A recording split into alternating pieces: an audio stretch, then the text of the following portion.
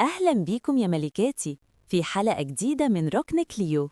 وموضوعنا النهاردة عن حاجة لو ضاعت الثقة كلها تروح وراها: الشعر.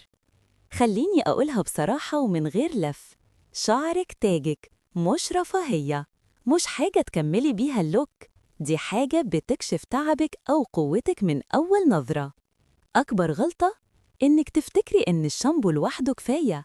لا يا ملكة، الشعر عايز اهتمام، عايز ترتيب، وعايز شوية حنية. ولو شعرك بيقع، مش دايماً المشكلة فيه، ساعات المشكلة في التعب، في التوتر، وفي إنك مستصغرة نفسك. وسيبك من اللي تقولك اعملي زيت، اعملي ماسك، اعملي وصفة من الإنترنت، من غير ما تفهم نوع شعرك إيه ولا محتاج إيه. مش كل تاج ينفع له نفس التلميع. خليكي فاكرة دايماً، الشعر المهتم بيه بيصرخ أنا قوي، والشعر المهمل بيشتكي من غير كلام. إلى اللقاء يا ملكات، وخلي تاجك دايماً لامع.